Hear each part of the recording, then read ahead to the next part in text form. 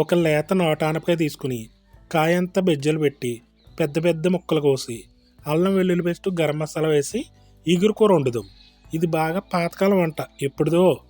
ఇది ఎలా ఉంటుంది తెలుసా? సేమ్ మాంసం కూరలాగా అనిపిస్తుంది.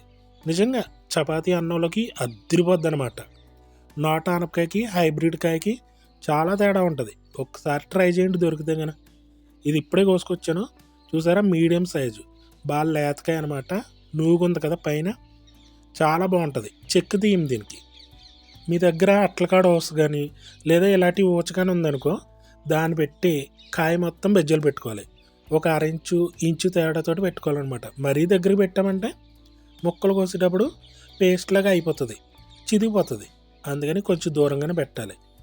ఇలా బెజ్జలన్నీ పెట్టేసుకున్న తర్వాత కళ్ళుప్పు మిక్సీ వేసి పౌడర్ చేసుకుని ఒక గుప్పెడు ఉప్పు తీసుకుని కాయ మొత్తం ఇలా కూరాలన్నమాట.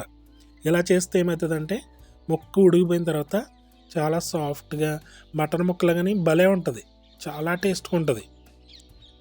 ఉప్పు అంతా పట్టించేసి ఒక అరగంట పాటు పక్కన పెట్టేయాలి. చూసారా, నీళ్ళు ఊరుతూ ఉందన్నమాట. అంటే ఉప్పు బాగా పట్టింది. ఇప్పుడు పర్ఫెక్ట్గా ఉంటుంది అన్నమాట కర్రీ. ఇది పక్కన పెట్టేసి స్టవ్ మీద మూగుడు పెట్టేసుకుని వేరుశనగలు వేసుకోవాలి. ఆయిల్ కొద్దిగా ఎక్కువ పడుతుంది. నాన్ వెజ్కి ఎలాగ ఆయిల్ ఎక్కువ వేస్తామో దీనికి అంతే. అప్పుడే దాని టేస్ట్ అనమాట. ఆయిల్ వేసుకున్న తర్వాత జీలకర్ర, ఎండుమిర్చి, కరివేపాకు వేసుకుని చిటపడలాడేదాకా ఫ్రై చేసుకోవాలి. ఆ తర్వాత బాగా సన్నగా తరుక్కుని ఉల్లిపాయలు, కొంచెం గ్రేవీలాగా రావాలి కదా అందుకే ఉల్లిపాయలు బాగా సన్నగా కొయ్యాలి. ఉల్లిపాయలు వేసుకుని ఒక్కసారి తిప్పేసి లైట్ బ్రౌన్ కలర్ వచ్చేదాకా ఫ్రై చేసుకోవాలి. ఆ తర్వాత పచ్చిమిర్చి ఎక్కువ వేసుకుంటాం ఇందులోని. పచ్చిమిర్చి కొద్దిగా ఫ్రై అయిపోయిన తర్వాత రోట్లో దంచుకున్న అల్లం వెల్లుల్లి పేస్ట్ వేసుకోవాలి. ఫ్రెష్గా వేసుకుంటేనే బాగుంటుంది. పచ్చివాసన పోయేదాకా ఫ్రై చేసుకుని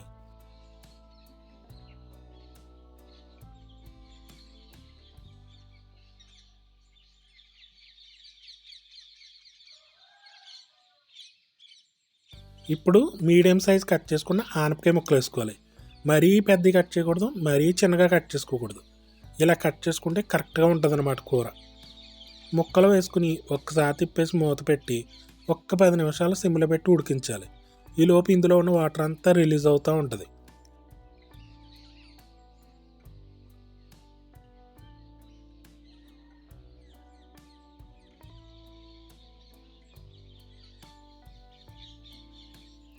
తగినంత కారం, పసుపు వేసుకోవాలి.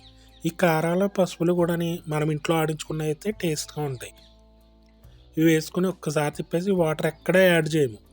ఎందుకంటే ఆనపకాయలో చాలా వాటర్ ఉంటుంది. ఆ వాటర్ అంతా బయటకు వస్తుంది అనమాట. మూత పెట్టేసి 20 నిమిషాలు సిమ్లో పెట్టి ఉడికించుకోవాలి.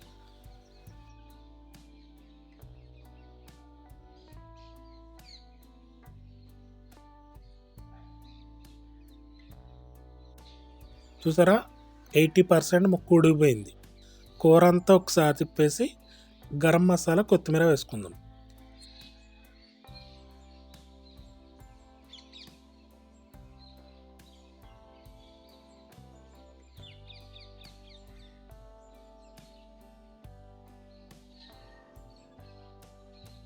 మళ్ళీ కలిపెట్టేసుకుని చూసారా, ముక్క కొంచెం సాఫ్ట్గా ఉడికింది కదా, 80% కుక్ అయింది. మరలా మూత పెట్టేసి ఇంకొక 10 నిమిషాలు సిమ్లో పెట్టి ఉడికితే ఆయిల్ చూసారా రిలీజ్ అయింది కదా. ఇప్పుడు కరెక్ట్గా కుక్ అయినట్టు, అంతే. ఇంకా ఇది వేడిగా తినొచ్చు, చల్లారగా తినొచ్చు, చపాతీతో, రైస్తో ఎలా తిన్నా కూడా అద్భుతంగా ఉంటుంది. సేమ్ మనకి మాంసం కూర తిన్న ఫీలింగ్ కలుగుతుంది అనమాట. అంత అద్భుతంగా ఉంటుంది. ఇంకా నేనైతే అన్నంలోనే టేస్ట్ చేశాను, చాలా బాగుంది, అద్భుతంగా ఉంది. మీకు ఈ నాటుకాయలు దొరికినాయి అనుకో, కుదిరితే ఒకవేళ దొరికితే ట్రై చేయండి, చాలా బాగుంటుంది. ముక్క చూడండి చాలా సాఫ్ట్గా ఉడికింది. పెద్ద ముక్కల కోసము ఆయన కూడా మెల్లగా ఉడికిస్తేనే కుదురుతుంది. కుక్కర్లో ఎప్పుడూ వండుకోకూడదు. ఇలా దాకలోనో మూగుడులోనో వండుకోవాలి, అప్పుడే బాగా వస్తుంది. ఇంకా నాటుకాయ అంటే కాయ మొత్తం డార్క్ గ్రీన్ కలర్లో ఉంటుంది, ముదురు ఆకుపచ్చ రంగు ఉంటుంది అనమాట. అది తప్పకుండా ట్రై చేయండి కుదిరితే. ఇంకా కర్రీ అయితే అద్భుతంగా ఉంది. ఇంకా బోల్డ్ అండ్ రెసిపీస్ చేసుకుందాము. మన ఛానల్ సబ్స్క్రైబ్ చేసుకోండి, బెల్ బటన్ నొక్కి నోటిఫికేషన్స్ వస్తాయి. లైక్ చేయండి, షేర్ కూడా చేయండి.